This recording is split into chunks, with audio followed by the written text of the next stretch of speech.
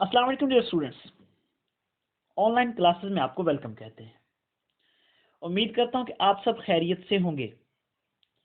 आज के हमारे इस लेक्चर में, जो कि चैप्टर नंबर 7 सेकेंड ईयर का चल रहा है और ये लेक्चर नंबर 6 है, इसमें हम एक्सरसाइज 7.2 क्वेश्चन नंबर 3 का सेकंड पार्ट सॉल्व करेंगे। क्वेश्चन नंबर 7 को सॉल्व करेंगे, 10 का पार्ट नंबर बी और सी सॉल्व करेंगे और क्वेश्चन नंबर 11 का फर्स्ट, सेकंड, थर्ड ये तीनों पार्ट सॉल्व करेंगे।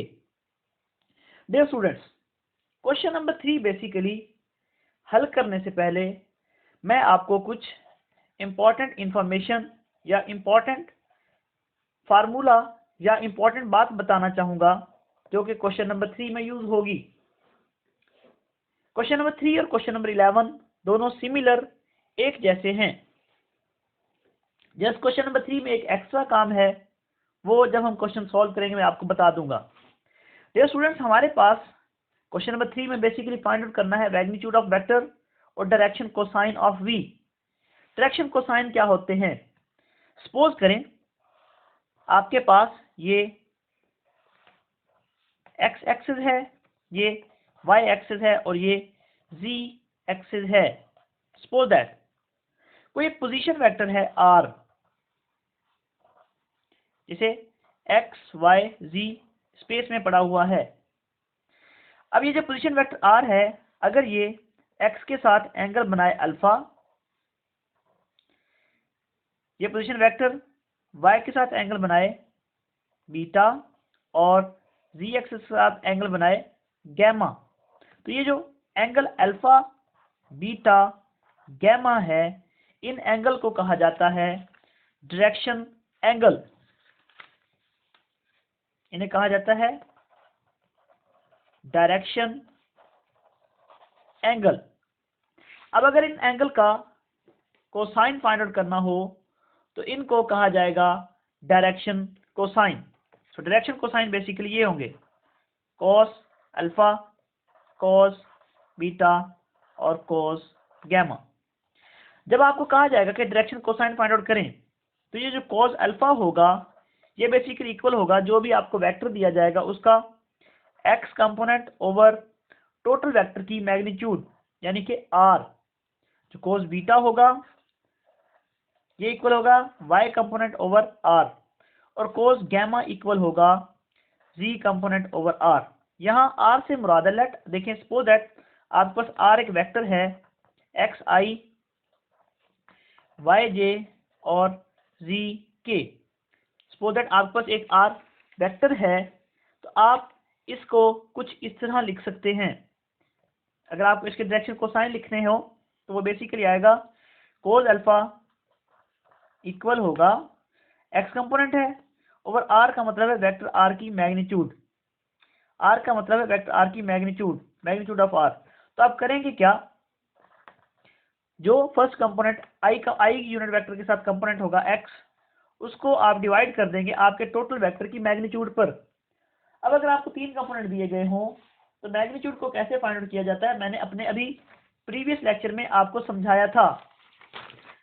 देखें डियर स्टूडेंट्स, यहाँ पर अभी हमने सॉल्व किया है। सपोज दैट ये वाला क्वेश्चन था, हमारे पास ये मैग्नीट्यूड फाइंड आउट करनी थी।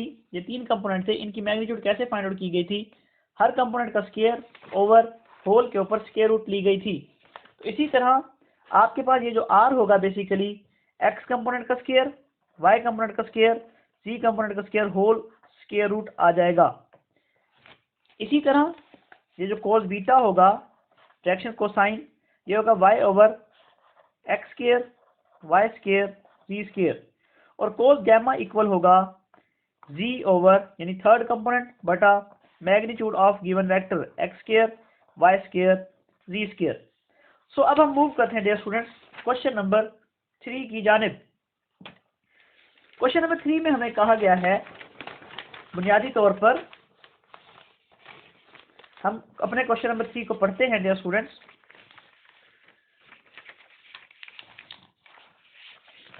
हमारे पास क्वेश्चन नंबर 3 है, हमें यह कहा गया है find the magnitude of vector and right direction cosine of v।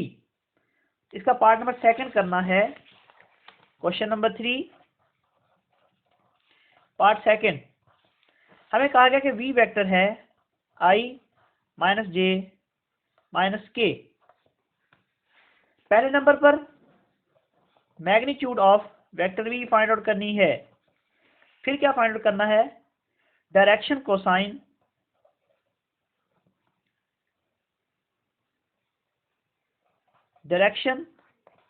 Cosine of v, ये हमें फाइंड आउट करना है। तो डियर स्टूडेंट्स, पहले नंबर पर मैग्नीट्यूड कैसे फाइंड आउट करेंगे? वेक्टर गिवन है ना, वेक्टर v आपको गिवन है i minus j minus k। इसकी मैग्नीट्यूड डियर स्टूडेंट्स कैसे लेंगे? आप में से कोई हल कर सकता है इसे? अगर कर सकते हैं तो खुद से कीजिएगा।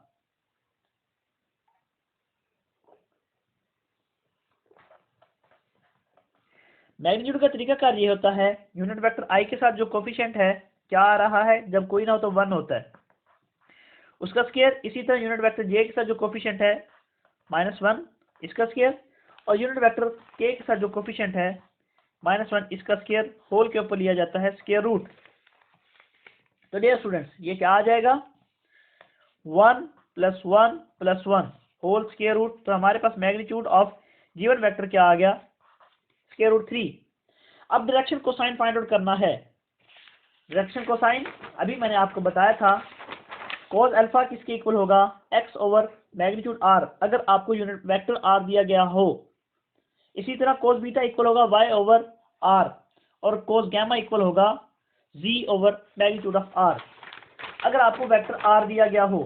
अब आपको वेक्टर v दिया गया है, तो इसका जो cos अल्फा होगा, cos अल्फा इक्वल होगा, ये जो कोफिशिएंट है i यूनिट वेक्टर के साथ कोफिशिएंट क्या आ रहा है? 1, यानी कि 1 ओवर इसकी मैग्नीट्यूड क्या है टोटल वेक्टर की? Square root 3। तो ये आ जाएगा आपके पास cos alpha. Direction cosine of v are following. मैं क्या कह रहा हूं?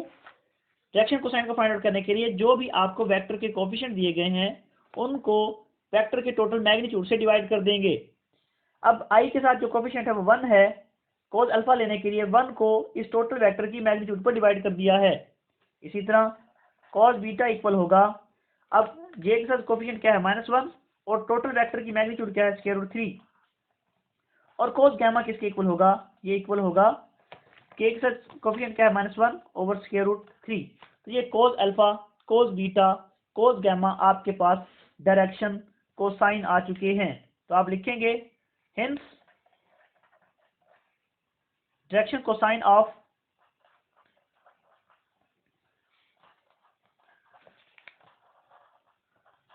We are, vector V are, इनको आप इस ब्रैकेट में लिख देंगे 1 over square root 3, -1 over square root 3, और -1 ओवर स्क्वायर रूट 3। तो ये आपके पास क्वेश्चन हुआ 3 कंप्लीट।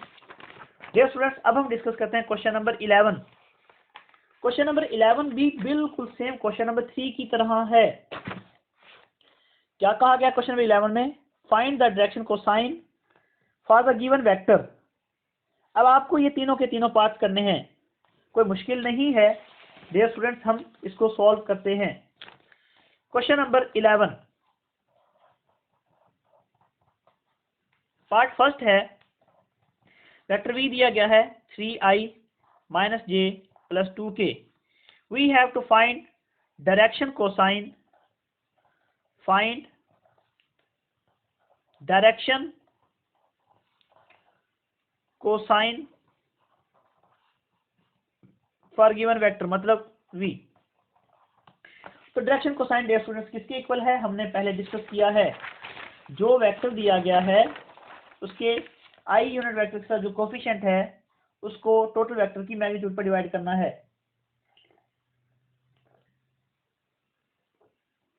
और इसी तरह cos बीटा लिया जाएगा, जो j यूनिट वेक्टर के साथ कोफिशिएंट है उसको टोटल वेक्टर की मैग्नीट्यूड पर डिवाइड करके, और cos गैमा आप लेंगे z यानी कि कोफिशिएंट k के साथ, सॉरी यूनिट वेक्टर k के साथ जो कोफिशिएंट है उसको टोटल वेक्टर की मैग्नीट्यूड से डिवाइड करके। तो देखिए डियर स्टूडेंट्स, अब आपको पहले इसके डायरेक्शन कोसाइन फाइंड आउट करने के लिए find out the magnitude of given vector. Vector ये है, इसकी मैग्नीट्यूड किसके इक्वल होगी?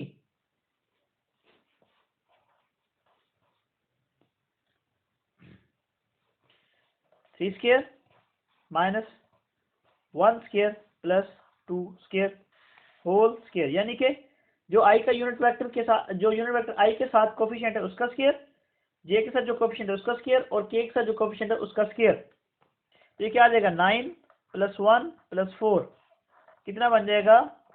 Square root 15। अब आप देखें डियर स्टूडेंट्स, कोस अल्फा किसके इक्वल होगा? आप लिखें डायरेक्शन कोसाइन,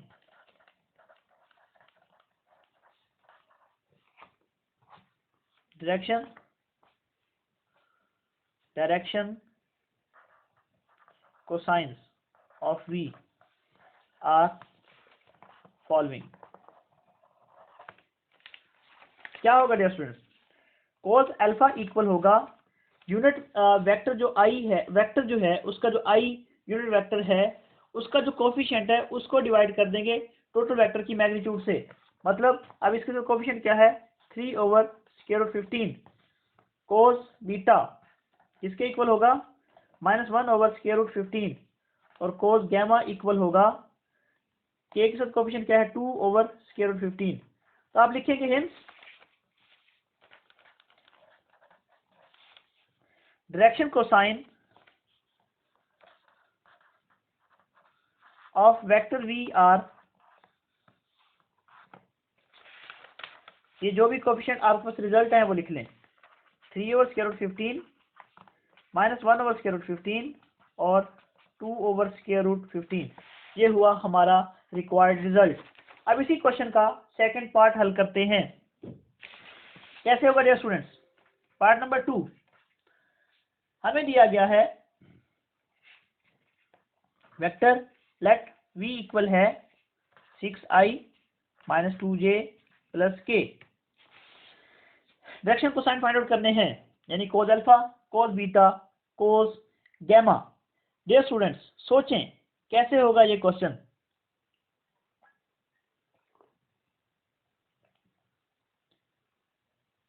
कैसे होगा ये क्वेश्चन? डायरेक्शन कोसाइन, अभी हमने ये क्वेश्चन किया है इससे रिलेटेड। पहले क्या करेंगे? गिवन वेक्टर की मैग्नीट्यूड फाइंड आउट कर लेंगे, फिर आप कोस अल्फा, कोस बीटा, कोस गैमा लिख के जो आपके पास यूनिट वेक्टर i का कोफिशिएंट हो पहले उसको आप टोटल वेक्टर की मैग्नीट्यूड से डिवाइड करेंगे तो आपके पास डायरेक्शन कोसाइन यानी कि कोस अल्फा आ जाएगा। फिर इसी तरह सेकंड कंपोनेंट को टोटल वेक्टर की मैग्नीट्यूड से डिवाइड करेंगे तो अगला डायरेक्शन कोसाइन आपके पास या कोस बीटा आ जाएगा। इसी तरह नेक्स्ट भी ऐसे ही करेंगे। देखें हम सॉल्यूशन करते हैं। लेट फर्स्ट हम इसका फाइंड आउट कर लेते हैं unit vector, magnitude of the given vector. कैसे करेंगे? हर कंपोनेंट का स्क्वायर होल पर स्क्वायर रूट, 6 का स्क्वायर क्या होगा? 36 प्लस 4 प्लस 1 क्या बन जाएगा? जवाब आ जाएगा 41। अब डायरेक्शन कोसाइन डियर स्टूडेंट्स कैसे निकालेंगे? मैं इन शॉर्ट कर देता हूं। कैसे होगा? फर्स्ट कोस यहाँ पे लिख देंगे डायरेक्शन कोसाइंस। तो कोस अल्फा किसके इक्वल होगा? फर्स्ट जो भी आई यूनिट वेक्टर सब कोफिशिएंट है उसको डिवाइड कर देंगे टोटल वेक्टर की मैग्नीट्यूड से। इसी तरह कोस बीटा किसके इक्वल होगा?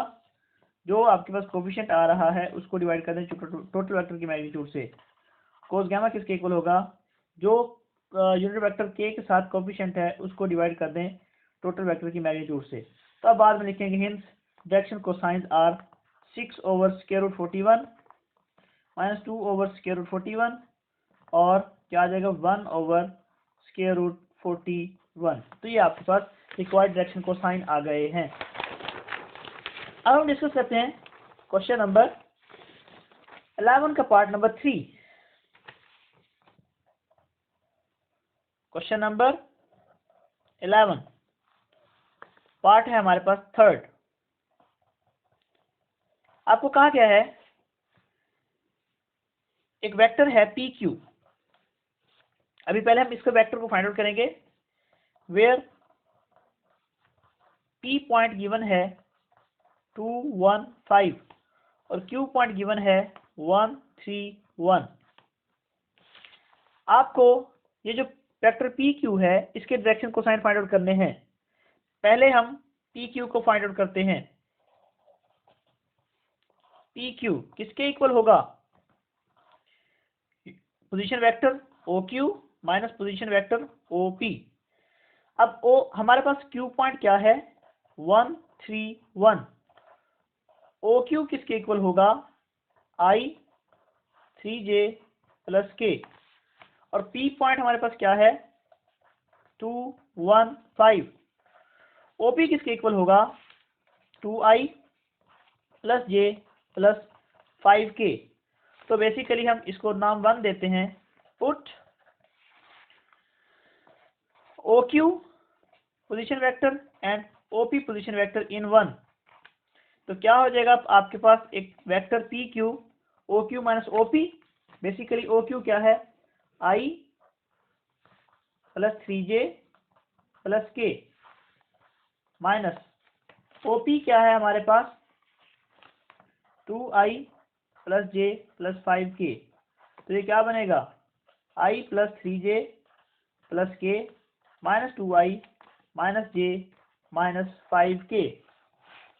हल करें तो क्या आता है? i minus 2i minus i 3j minus J plus 2j के माइनस 5k माइनस 4k आ गया। अब ये पोजीशन आपको वेक्टर दिया गया है पी क्यू, इसके डायरेक्शन को साइन फाइंड आउट करने हैं। डियर स्टूडेंट सिंपल सा तरीकाकार है। पहले आप इसकी मैग्नीट्यूड फाइंड आउट कर लें। क्या होगा? हर कोफिशिएंट का स्क्वायर ऊपर ले लेंगे स्क्वायर रूट, -1 का स्क्वायर, 2 का स्क्वायर, -4 का स्क्वायर, 1 4 16 क्या बनेगा? 21। अब डायरेक्शन कोसाइन कोस अल्फा किसके इक्वल होगा? आई यूनिट वेक्टर के साथ जो कोफिशिएंट है उसको मैग्नीट्यूड से डिवाइड कर दें तो कोस अल्फा आ जाएगा। कोस बीटा किसके इक्वल होगा? जे यूनिट वेक्टर के साथ जो कोफिशिएंट है उसको टोटल मैग्नीट्यूड से डिवाइड कर दें। और कोस गामा किसके इक्वल होगा? के वेक्टर के साथ जो कोफिशिएंट है उसको डिवाइड कर दें magnitude of given vector. So given direction cosine are -1 over square root 2, तो square root 21, 2 over square 21 -4 over square root 21। तो ये हुआ हमारा question number 11 complete. Dear students अब हम डिस्कस करते हैं क्वेश्चन नंबर 7 और क्वेश्चन नंबर 10 को। क्वेश्चन नंबर 7 में हमें कहा गया है फाइंड अ वेक्टर। हमें एक वेक्टर फाइंड आउट करना है। क्वेश्चन नंबर 7 को जरा आप लोग देखें। क्वेश्चन नंबर 7 में कहा गया है फाइंड अ वेक्टर। एक वेक्टर फाइंड आउट करना है जिसकी मैग्नीट्यूड इज 4 और वो पैरेलल होगा 2i minus 3j plus 6k एक और वेक्टर के। डियर स्टूडेंट्स इन क्वेश्चन को सॉल्व करने का प्रोसीजर क्या है? सिंपल और आसान सा तरीका है। आपने बेसिकली एक वेक्टर फाइंड आउट करना है। Dear students let question number 7 हमें फाइंड आउट करना है। We have to find a vector. Let we have to find vector u। Okay, given data क्या है? गिवन डाटा आपको कहा क्या फाइंड अ वेक्टर। मैंने कहा कि let we have to find vector u। Data क्या दिया गया है? आपको कहा गया है वेक्टर जो फाइंड आउट करना है वो इक्वल है या बेसिकली इक्वल है मैग्नीट्यूड 4 एंड पैरेलल है। बेसिकली इस तरह है क्वेश्चन के फाइंड अ वेक्टर। एक वेक्टर फाइंड आउट करना है जिसकी मैग्नीट्यूड 4 है और वो पैरेलल है किसी दूसरे वेक्टर के और वो वेक्टर है -2i minus 3j plus 6k। देखिए स्टूडेंट्स, तरीकाकार क्या होगा, पहले आपको गिवन डाटा में जो आपको वेक्टर दिया गया है, लेट करें कि हमारे पास वेक्टर v है 2i minus 3j plus 6k। करेंगे कुछ इस तरह कि इस वेक्टर का लेंगे यूनिट वेक्टर, और उस यूनिट वेक्टर को यूनिट जो हमें लेंथ दी गई है या मैग्नीट्यूड दी गई है उसके साथ मल्टीप्लाई करवाएंगे। जो रिजल्ट होगा वो हमारे पास हमारा रिक्वायर्ड वेक्टर होगा। मैं क्या कह रहा हूँ, हमें क्वेश्चन नंबर 7 में ये फाइंड आउट करना है ना, find a vector whose magnitude is 4 and parallel to 2i minus 3j plus 6k। तरीकाकार ये होगा, ये जो वेक्टर जिसके पैरेलल दिया गया है, पहले आप इस वेक्टर का लेंगे यूनिट वेक्टर, उसको आप मल्टीप्लाई करवाएंगे गिवन मैग्नीट्यूड के साथ, तो जो आपके पास रिजल्ट होगा वो आपका रिक्वायर्ड वेक्टर होगा। लेट करें वी वेक्टर है एंड वी वेक्टर है गिवन मैग्नीट्यूड, या ये भी लिख लें। अच्छा, एक क्वेश्चन में मैग्नीट्यूड की जगह पे लेंथ आएगा तो मतलब सेम होगा, ठीक है। लेंथ, नॉर्म या फिर मैग्नीट्यूड, तीनों का मतलब एक ही होता है। वेक्टर भी दिया गया है 2i minus 3j plus 6k। पहले आप इसका फाइंड आउट कर लें यूनिट वेक्टर। यूनिट वेक्टर के लिए हम इसकी फाइंड आउट करते हैं magnitude. First we find vector v unit vector, वो किसके इक्वल होगा, वेक्टर ओवर वेक्टर्स की मैग्नीट्यूड। तो मैग्नीट्यूड ऑफ वेक्टर कैसे आएगा, हर कोफिशिएंट का स्क्वायर, ऊपर ले लेंगे स्क्वायर रूट, 2 का square minus 3 square plus 6 square, whole पर क्या आ जाएगा, स्क्वायर रूट। तो ये क्या बनेगा, 4 9 36। क्या आया डियर स्टूडेंट्स, हमारे पास आ जाएगा 49। तो ये बनेगा 7। तो यूनिट वेक्टर ऑफ v क्या होगा,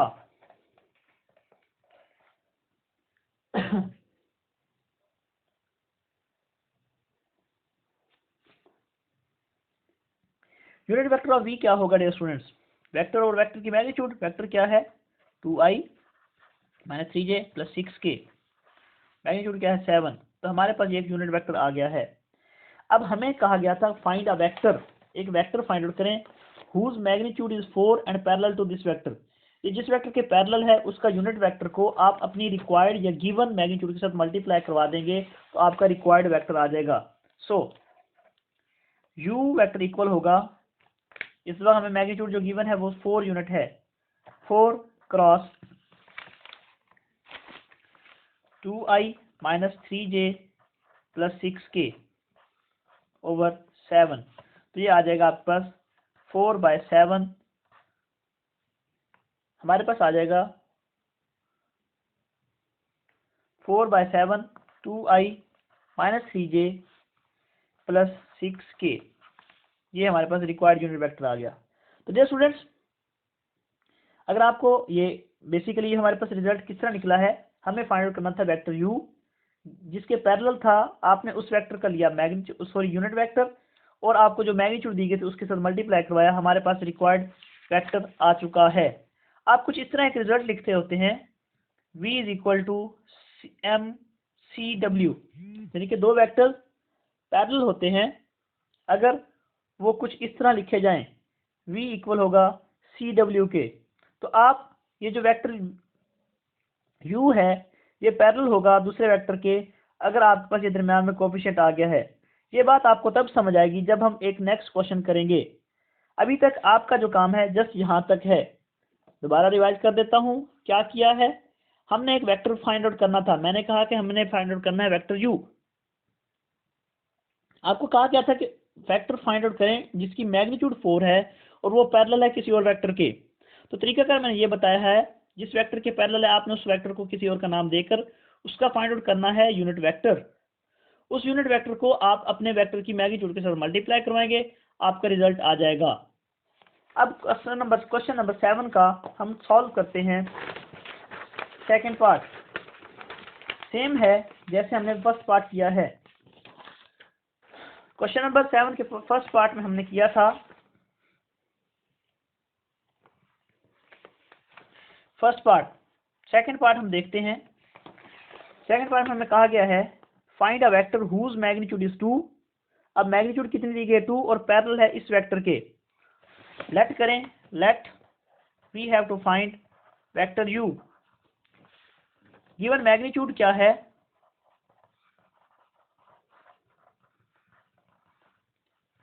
मैग्नीट्यूड है 2। गिवन वेक्टर या पैरेलल वेक्टर जो है, पैरेलल वेक्टर है हमारे पास, गिवन या पैरेलल वेक्टर हमें लेट v दिया गया है। लेट v इक्वल है -i plus j plus k। Dear students, अब हमने यूनिट वेक्टर u फाइंड करना है। इसकी जो मैग्नीट्यूड है वो 2 है और ये पैरेलल है इस वेक्टर के। तरीकाकार ये होगा कि इस वेक्टर का आप पहले लेंगे यूनिट वेक्टर, फिर उसको 2 के साथ मल्टीप्लाई करवाएंगे। आपके पास जो रिजल्ट होगा वो रिक्वायर्ड वेक्टर होगा।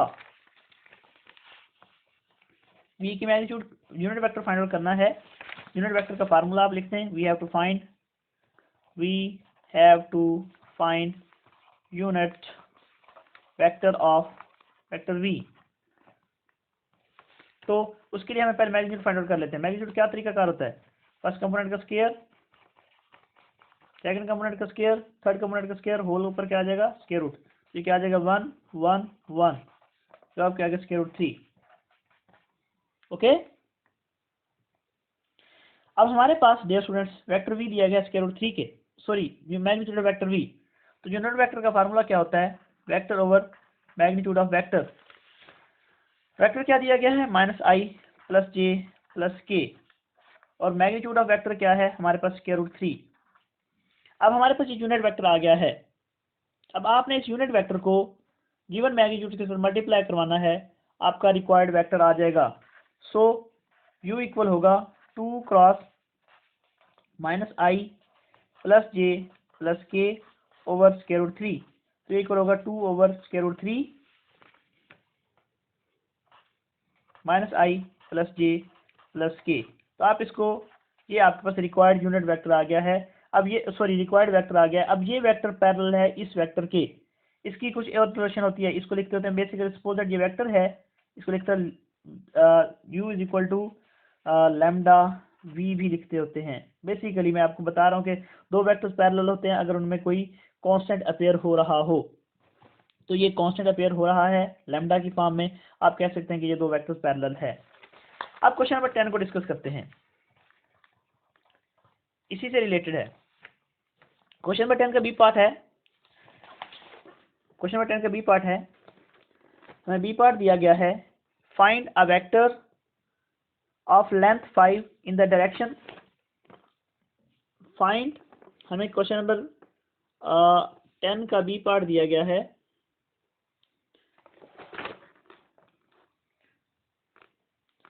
Find the constant a so that vector v equal है i minus C J plus 4k and w equal है ai plus 9j minus 12k are parallel. अभी मैं कुछ देर पहले बता चुका हूँ दो वेक्टर्स पैरेलल कब होते हैं, जब उनके दरमियान कोई कांस्टेंट अपीयर हो रहा हो। आप लेट करें, लेट v इक्वल है सी डब्ल्यू के, मतलब दो वेक्टर्स पैरेलल होंगे अगर उनके दरमियान कोई कांस्टेंट आ जाए। जैसे कि मैंने अभी कहा है, ये जो वेक्टर u है ये इसके पैरेलल होगा। आप इसको u लिख सकते हैं, u is equal to lambda v, मतलब अगर इनमें कोई कांस्टेंट अपीयर हो रहा है तो आप कह सकते हैं कि ये वेक्टर्स पैरेलल हैं। या आप इसको इस तरह भी लिख सकते हैं, v is equal to C W. अब आपको गिवन वेक्टर v है, लेट v आपको गिवन है i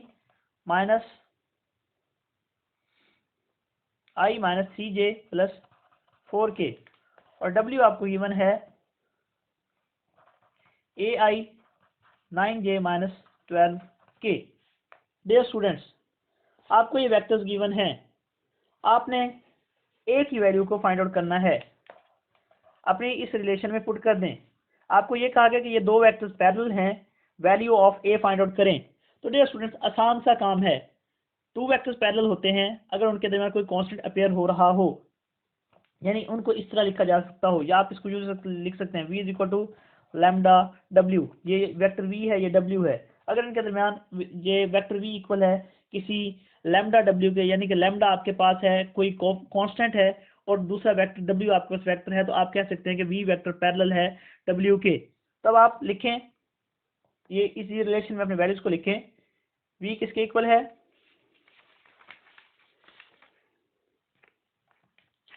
v इक्वल है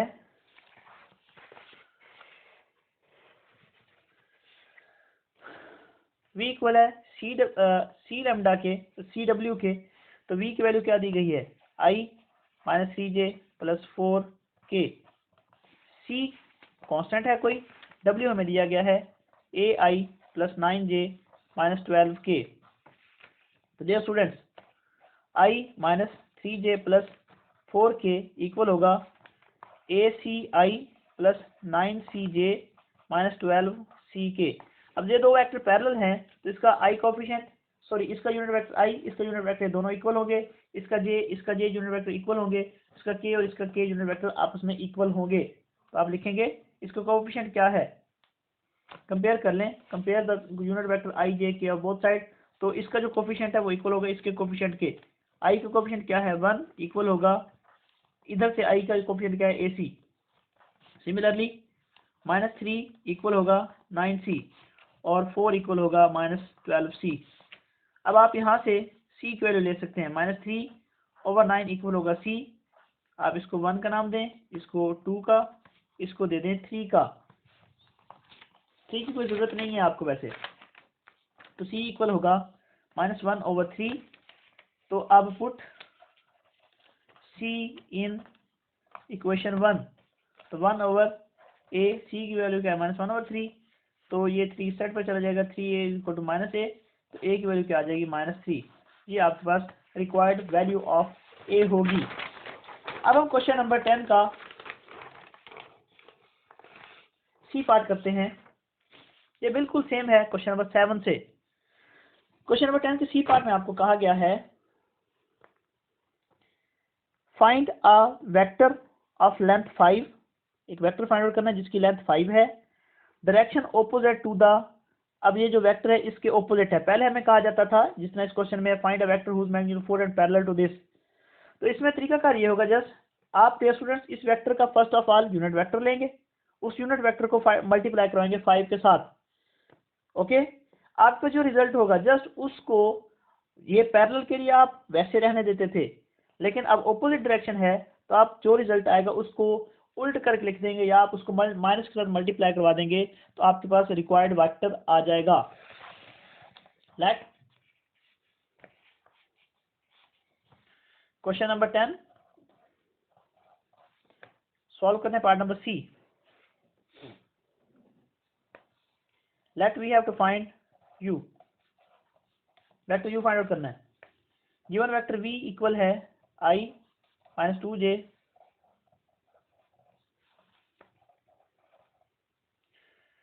गिवन ऑपोजिट वेक्टर या given vector i minus 2j plus 3k। क्या करेंगे डियर स्टूडेंट, पहले आप इसका यूनिट वेक्टर फाइंड आउट करें। First we find unit vector of v। किसके इक्वल होता है, वेक्टर ओवर वेक्टर की मैग्नीट्यूड के। वेक्टर की मैग्नीट्यूड कैसे लेंगे, फर्स्ट कंपोनेंट का स्क्वायर, सेकंड कंपोनेंट का स्क्वायर, थर्ड कंपोनेंट का स्क्वायर, होल के ऊपर क्या आ जाएगा स्क्वायर रूट। तो डियर स्टूडेंट इक्वल होगा 1 4 9, क्या आ जाएगा 10 स्क्वायर root 14।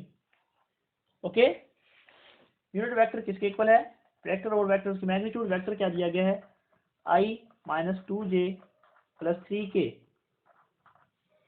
Over square root 14। Okay dear students, अब आपको कहा गया ना वेक्टर फाइंड आउट करें जिसकी मैग्नीट्यूड 5 है और ऑपोजिट इन डायरेक्शन है। पहले आप ये वेक्टर फाइंड आउट करते हैं u, मैग्नीट्यूड क्या दी गई थी 5, इसको मल्टीप्लाई करवा देंगे इस वेक्टर के साथ।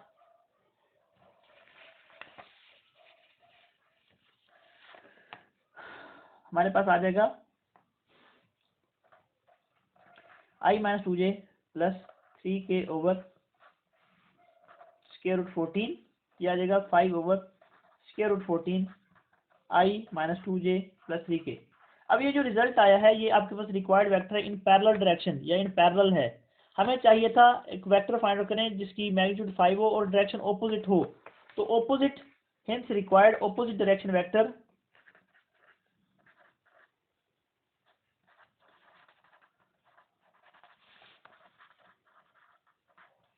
ऑपोजिट डायरेक्शन वेक्टर इज, जो पॉजिटिव है उसको नेगेटिव कर दें तो आपके पास ऑपोजिट डायरेक्शन का रिक्वायर्ड वेक्टर आ जाएगा -i + 2j - 3k। So dear students, इसके साथ ही हमारा आज का काम कंप्लीट हुआ। इंशाल्लाह नेक्स्ट लेक्चर में हम अपना एक्सरसाइज 3 के यानी कि 7.3 के क्वेश्चंस या एग्जांपल जो भी हमारे पास रिलेटेड हैं उनको सॉल्व करेंगे। डियर स्टूडेंट्स, अगर आपको किसी क्वेश्चन की समझ नहीं आती तो आप मेरे जीमेल अकाउंट alimajid235@gmail.com पर मेल कर सकते हैं। Thank you for watching my videos. अल्लाह हाफिज़।